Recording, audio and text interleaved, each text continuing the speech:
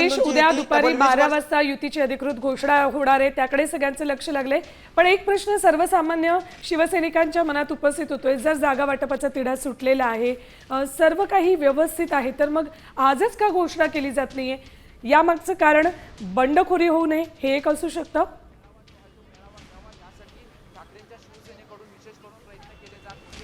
नक्कीच, कारण खरं तर आजच्या NSI डोम मध्ये खरं तर त्यांचा विचार होता, परंतु जे काही पेच निर्माण झाला आहे त्यामुळे बरेचसे नाराज झाले, त्यामुळे दुसरीकडेही जाऊ शकतात, दुसऱ्या पक्षातही जाऊ शकतात, याचा फटका हा बसू शकतो।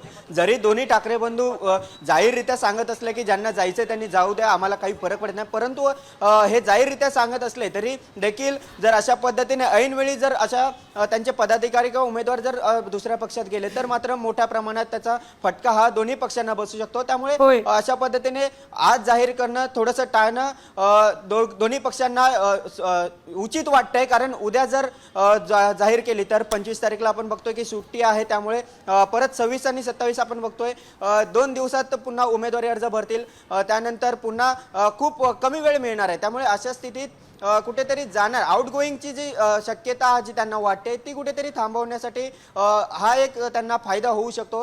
हा देखील एक यामागचं कारण असू शकतं। याशिवाय जागा वाटपाचा जो पेच होता, कारण जी सातत्याने जागा वाटपाच्या मुद्द्यावरून तुम्हाला विचारायचं होतं, संजय राऊतांनी त्यांच्या खास शैलीत ट्विट केले, फोटो ट्विट केले आणि उद्या 12 वाजता एवढंच लिहिलेले। पण उद्या 12 वाजता काय नेमकं फक्त युतीची घोषणा होणार आहे की युतीची घोषणा आणि जागा वाटप याबाबत माहिती दिली जाणार आहे?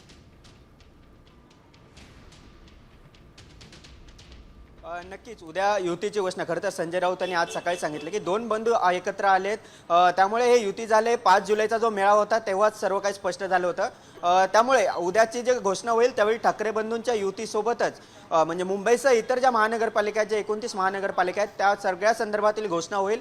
याशिवाय मुंबई आणि इतर महानगरपालिकांमध्ये मनसे किती जागांवर लढणार आहे, ठाकरे गट किती जागांवर लढणार आहे याबाबतची देखील माहिती दिली जाऊ शकते। फॉर्म्युला आहे तो देखील ते सांगितला जाऊ शकतो, कारण कोण किती जागांवर लढते। खरं ज्या पद्धतीने आता हे सर्व सुरू आहे, ज्या जागांचा पेच निर्माण झाला होता त्या सगळा आता सुटलेला आहे, आणि जी माहिती मिळते त्यानुसार 3:1 जो रेशो जी माहिती मिळाली होती की 60 ते 70 जागा या मनसेला हव्या आहेत आणि उर्वरित जागा या ठाकरे गटाला। त्यामुळे या सगळ्याचा फॉर्म्युलाचा देखील दोन ठाकरे बंधूंच्या युतीचा हा फॉर्म्युला उद्या 12 वाजता जाहीर केला जाईल अशी देखील माहिती आहे। गिरीश, आणखी एक महत्त्वाचा प्रश्न, उद्या दुपारी 12 वाजता पत्रकार परिषद होईल, तर या पत्रकार परिषदेमध्ये दोन्ही बाजूनी कुठले कुठले नेते उपस्थित असतील हा महत्त्वाचा मुद्दा, आणि दुसरे एक राष्ट्रवादीचा नेताही शरद पवार गटाकडनं कुणी उपस्थित असेल का?